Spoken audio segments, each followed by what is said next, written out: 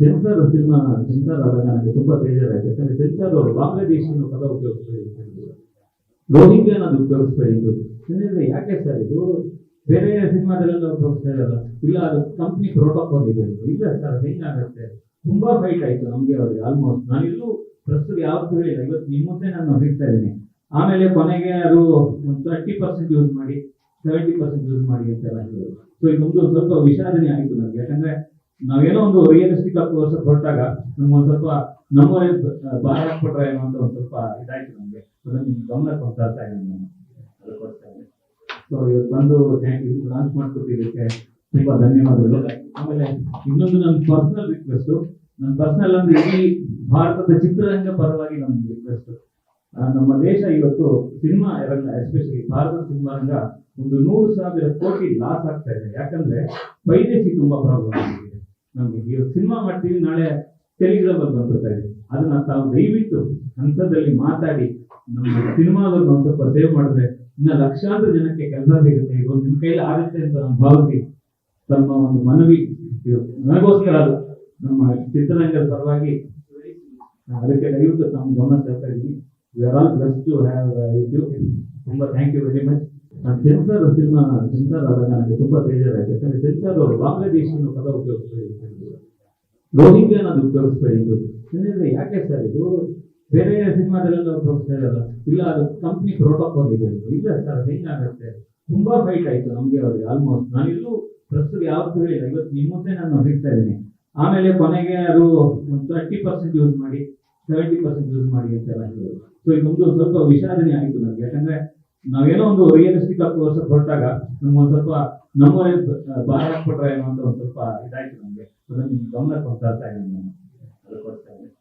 So ಇವತ್ತು ಬಂದು launch ಮಾಡ್ಕೊಟ್ಟಿದ್ದಕ್ಕೆ ತುಂಬಾ ಧನ್ಯವಾದಗಳು.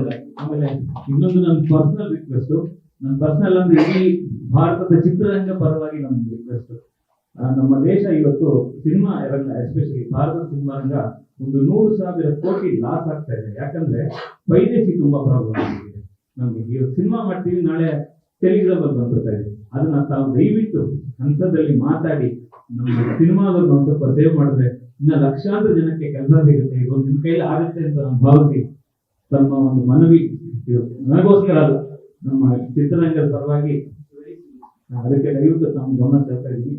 V are all blessed to have you. ತುಂಬಾ thank you very much. Censor ಆದಾಗ ನನಗೆ ತುಂಬಾ ಬೇಜಾರಾಯ್ತು. ಯಾಕಂದ್ರೆ ಸೆನ್ಸಾರ್ ಅವರು ಬಾಂಗ್ಲಾದೇಶಿ ಅನ್ನೋ ಪದ ಉಪಯೋಗಿಸ್ಬೇಡಿ, ರೋಹಿಂಗ್ಯ ಅನ್ನೋದು ಉಪಯೋಗಿಸ್ಬೇಡಿ. ಸುಮ್ಮನೆ ಯಾಕೆ ಸರ್ ಇದು ಬೇರೆ ಸಿನಿಮಾದಲ್ಲೆಲ್ಲ ಉಪಯೋಗಿಸ್ತಾ ಇರಲ್ಲ, ಇಲ್ಲ ಅದು ಕಂಪ್ನಿ ಪ್ರೋಟೋಕಾಲ್ ಇದೆ. ಇಲ್ಲ ಸರ್, ಹೆಂಗಾಗತ್ತೆ? ತುಂಬಾ ಫೈಟ್ ಆಯ್ತು ನಮ್ಗೆ ಅವ್ರಿಗೆ. ಆಲ್ಮೋಸ್ಟ್ ನಾನೆಲ್ಲೂ ಪ್ರಸ್ತುತ ಯಾವತ್ತೂ ಹೇಳಿಲ್ಲ, ಇವತ್ತು ನಿಮ್ಮ ಮುಂದೆ ನಾನು ಹೇಳ್ತಾ ಇದ್ದೀನಿ. ಆಮೇಲೆ ಕೊನೆಗೆ ಅದು 30% ಯೂಸ್ ಮಾಡಿ 70% ಯೂಸ್ ಮಾಡಿ ಅಂತೆಲ್ಲ ಹೇಳಿದ್ರು. ಸೊ ಇದೊಂದು ಸ್ವಲ್ಪ ವಿಷಾದನೆ ಆಯಿತು ನನಗೆ. ಯಾಕಂದ್ರೆ ನಾವೇನೋ ಒಂದು ರಿಯಲಿಸ್ಟಿಕ್ ಆಗಿ ತೋರ್ಸಕ್ ಹೊರಟಾಗ ನಮ್ಗೊಂದು ಸ್ವಲ್ಪ ನಮ್ಮವರೇ ಬಾಯ್ ಹಾಕ್ಬಿಟ್ರೆ ಏನೋ ಅಂತ ಒಂದು ಸ್ವಲ್ಪ ಇದಾಯ್ತು ನಮಗೆ. ಅದನ್ನ ನಿಮ್ಗೆ ಗಮನಕ್ಕೆ ಹೊಂದ್ತಾ ಇದ್ದೀನಿ ನಾನು, ಅದಕ್ಕೋಸ್ಕರ. ಸೊ ಇವತ್ತು ಬಂದು ಲಾಂಚ್ ಮಾಡ್ಕೊಟ್ಟಿದ್ದಕ್ಕೆ ತುಂಬಾ ಧನ್ಯವಾದಗಳು.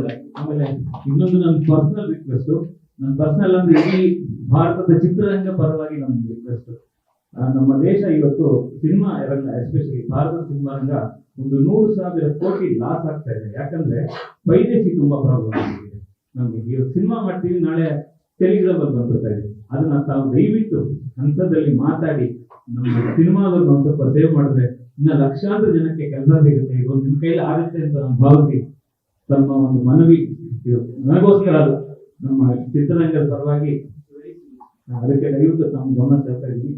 V are all blessed to have you. ತುಂಬಾ thank you very much. Guarantee news, ಸುದ್ದಿ ಖಚಿತ, ನ್ಯಾಯ ನಿಶ್ಚಿತ.